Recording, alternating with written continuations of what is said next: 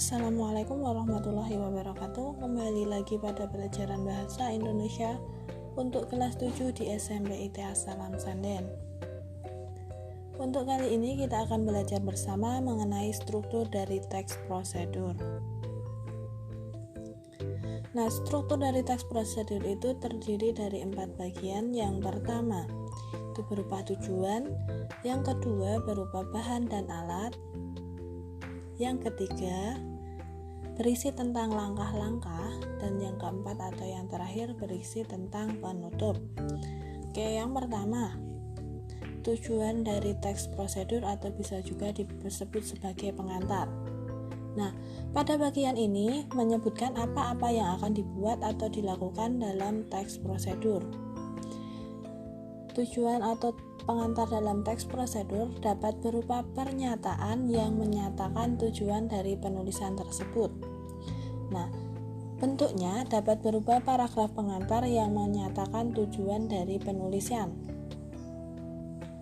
Nah, pada bagian ini, penulis mencoba menangkap minat pembaca pada produk atau kegiatan yang akan dibuat panduannya. Nah, tujuan atau pengantar dari teks prosedur itu menggunakan pilihan kata yang mampu menarik perhatian dan menghindari ungkapan negatif. Contohnya ungkapan negatif adalah misalnya menggunakan susah dilaksanakan atau memakan waktu yang lama. Ketika membaca itu, pembaca sudah terlanjur malas untuk membaca ke selanjutannya.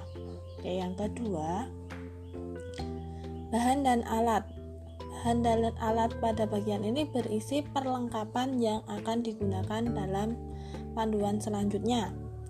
Bahan dan alat harus diperinci dengan ukuran yang akurat. Dapat berupa daftar atau rincian atau dapat juga berupa paragraf dalam penulisannya berbentuk seperti itu. Nah, pada teks prosedur melakukan sesuatu tidak diperlukan alat dan bahan, untuk diingat ya. Oke, yang ketiga, langkah-langkah. Pada bagian ini berisi langkah-langkah untuk mencapai tujuan kegiatan berdasarkan berbagai bahan dan alat atau perlengkapan yang telah disediakan pada bagian sebelumnya. Nah, langkah-langkah harus dilakukan secara urut dan sistematis. Masih ingat toh, kalau tidak urut itu bukan prosedur namanya, tapi tips. Nah, dalam penulisannya dapat ditunjukkan dalam bentuk penomoran, misalnya 1, 2, 3, dan seterusnya. Dapat pula ditunjukkan dengan kata yang menunjukkan urutan, misalnya pertama, kedua, ketiga, keempat, dan selanjutnya. Selain itu juga dapat berupa tahapan yang ditunjukkan dengan kata yang menunjukkan urutan waktu.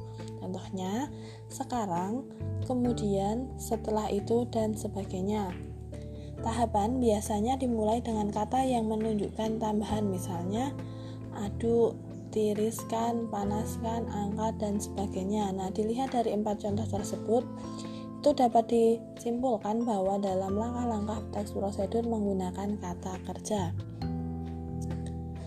Yang keempat atau yang terakhir adalah penutup. Pada penutup berisi kesimpulan, penekanan isi, atau ucapan selamat kepada pembacanya.